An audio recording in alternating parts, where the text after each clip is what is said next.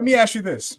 In the eyes of Oregon fans, will he surpass, eclipse Marcus Mariota? We doing everything they talk about. You know I'm everything a boss about. Not putting work and gotta toss them out. I'm really biting, they just barking out. I'm really riding, they just parking now. His street, what to talk about. See the big H when I'm walking out. Yeah. Here we go. Welcome to the Athletes Forum Podcast. Thank you all for tuning in, subscribing, keep coming back and chopping it up with your boy. Appreciate all your support. Don't forget to, drop a comment, like a video, share with a friend.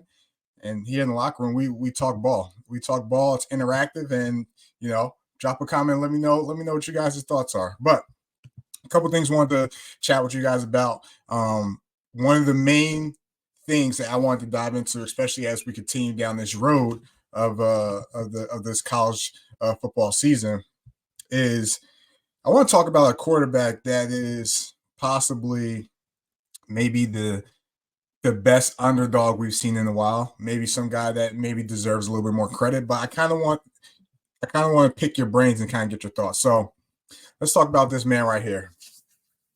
Dillon Gabriel, what's his legacy?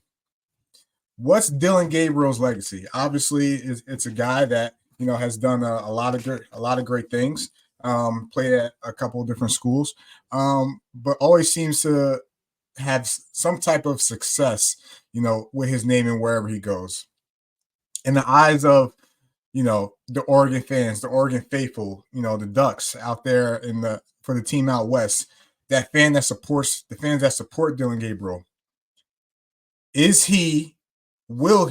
can he eclipse his idol's legacy in Marcus Mariota, especially what he's done? All right.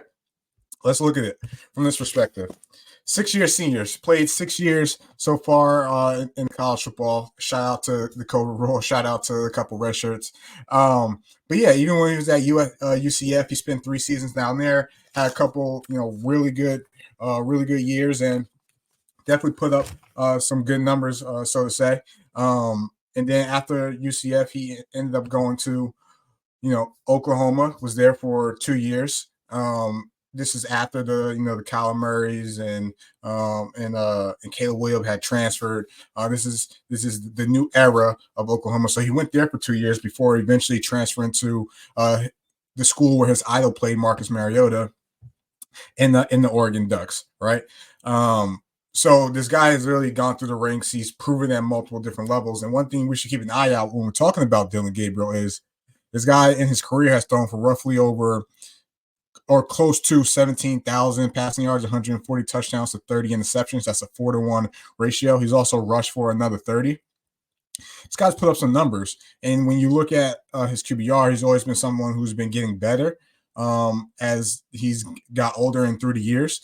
But that's not why I want to talk to you and kind of get your thoughts what his legacy is. This guy transferred to Oklahoma and this is someone who won Red River when the number 12 Oklahoma team beat the number 3 Texas team at the time and pulled off the upset this year against Ohio State, number 2 versus number 3, right? And by the way, he even gone on record said he was picking between Ohio State and Oregon, ended up going to Oregon, but in another big game, upset at Ohio State. So this is a guy that fairly accurate, played well.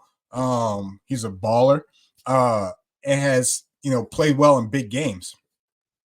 Kind of got me thinking, what's his legacy? What's it going to be? At this rate, if Oregon keeps winning games and they win out the rest of the season, obviously he plays well. He's going to be in Heisman contention. Marcus Mariota won the Heisman, right? He's got to get his team to the playoffs. Big games. You see the story that I'm going with? So can Dillon Gabriel eclipse what we see as Marcus Mariota as God essentially in Oregon green, right out there for the Oregon faithful? Can he be that next guy that, Oregen fans look up to as an idol? Can he have a building named after him? It's the Marcus Mariota building. Are we going to get a Dillon Gabriel building? I don't know.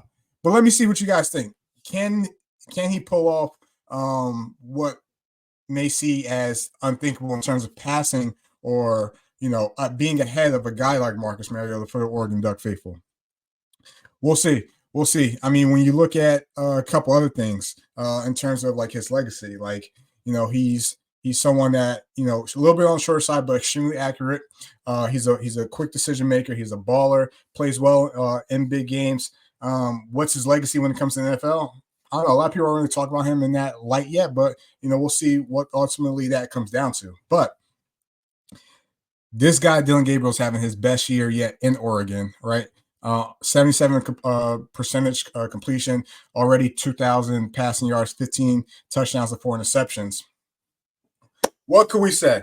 What can we say about DG? What can we say about Dillon Gabriel? What's his legacy at Oregon? Drop a comment. Let me know what you think. Can he surpass Marcus Mariota? Is he going to be a good NFL quarterback? Are the Oregon Ducks, you know, gonna, you know, be in playoff contention, make the national championship, win a national championship? Or is Oregon a true national contender with Dillon Gabriel at quarterback? Locker room. Drop a comment. Let me know what you guys think.